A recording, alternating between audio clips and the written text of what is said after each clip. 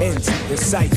Prepare for another all-nighter. On the Talk of Chicago, 1690 WVON. We'll be taking your calls as well, 773-591-1690. Your thoughts on the Bears. Bears losing today. They fall to 4-3 as they lose 45-41, the second highest scoring game of the year. What's going on, Brandon? Man, I just want to say, this show is becoming big time. I never waited on hold this long, man. Wow. Oh, my God. You guys, I see now. Okay. That's cool, funny. though. But before I get to the Bears, I want to make a quick point. Being a White Sox fan, I know you guys ain't going to mention it, but I have to. Getting Abreu signed, the biggest free agent. We was coming with that. We stepped our game up, man. This is a good feeling in the off season. Trust me. We got some protection for Garcia now. We going young. This is great. Now we need Granderson signed. Now let's get to the Bears. And Jay Cutler was terrible before he got hurt. He was brutal. His first 5 passes went all to Marshall. And then when he went to Alshon Jeffrey had 2 guys on him with a third guy coming. There go your interception. It seems like once he gets to play in the huddle and it's to a certain player, that's where he's going.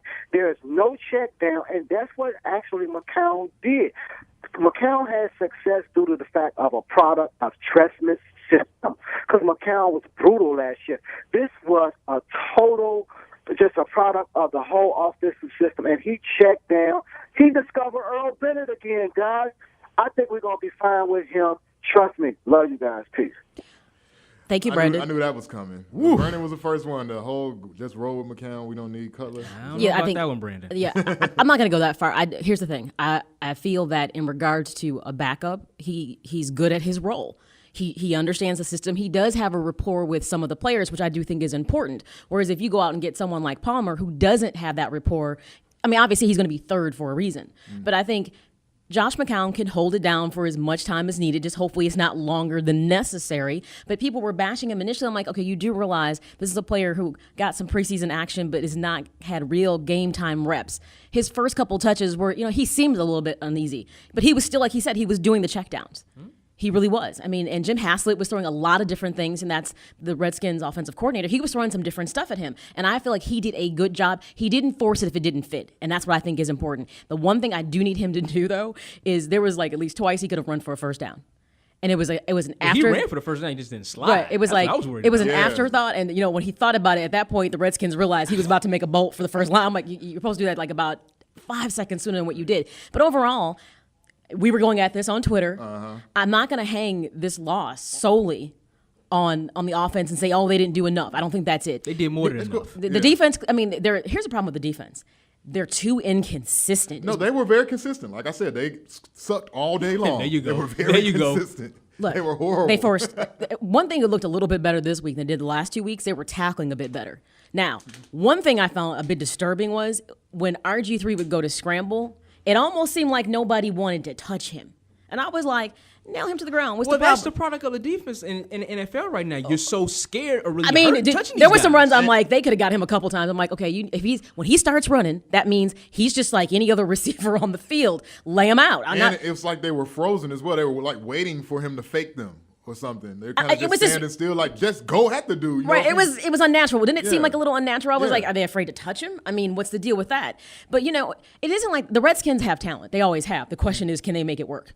And they definitely looked better today. But see, I said this. I didn't say it in the show last. I was like, when the Bears lost when they beat the Giants, it wasn't a good win.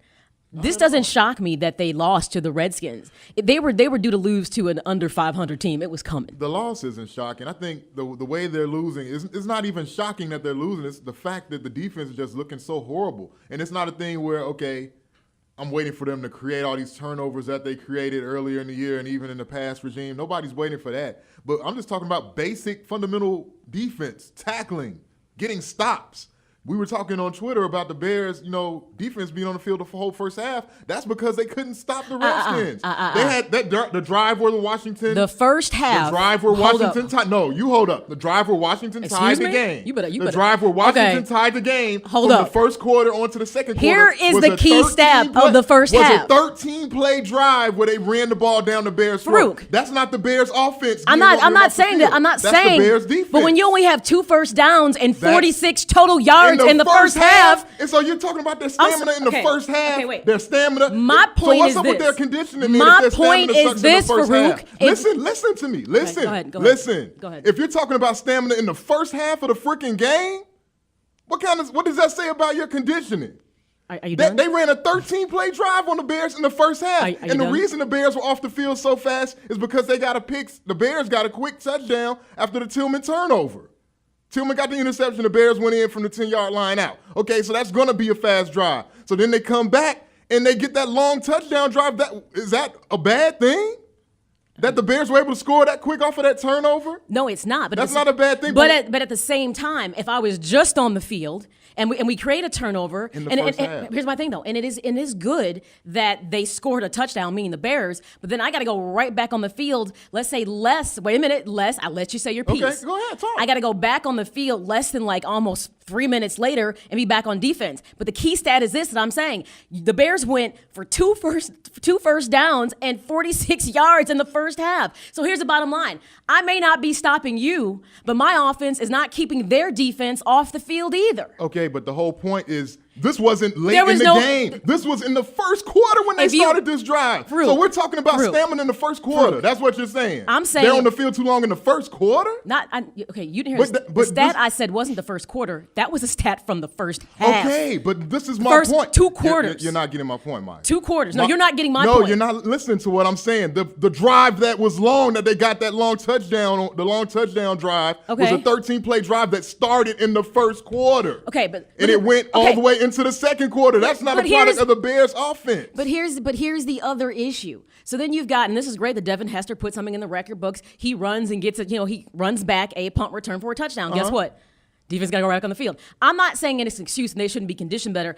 I'm not going to sit here and play down that I could play 4 quarters the way at the level they have to play. So first of all, stop that like you're an NFL player. But I'm talking. But my point is this. So you're not an NFL player, so that doesn't have anything to do with it. But that's my point about how that doesn't have But you just know you're the person who questioned their conditioning. Okay, you brought that up. But you're talking about them being tired in the first freaking quarter. I didn't. Gary, what's going on? That's not what I said. Gary, how you doing? Hello. Hi, go ahead, Gary. You're on the air. Hey, time out, guys. Now, like you at the sports bar arguing. What's the comment, Gary? My comment is, I think the Bears defense, you basically have a coach coming into Chicago that's trying to coach another coach's defense. They need to clean it, install his defense, and he'll be able to coach it. He can't coach Lovie Smith's defense. Julius Peppers should be on a milk cart. Okay? And Charles Tillman, he should be a safety. He's the best safety on the team right now. They don't have a safety. They don't have a pass rush. And they're not getting a push up the middle. Their defense is terrible. That lost them the game. It has nothing to do with the offense. The offense is awesome. They're doing great. For a first-year offense that's installed, they're doing awesome. Yeah, don't put it on the offense. It's all on the defense. The defense is terrible. I agree 100%, Gary. Thanks for the call.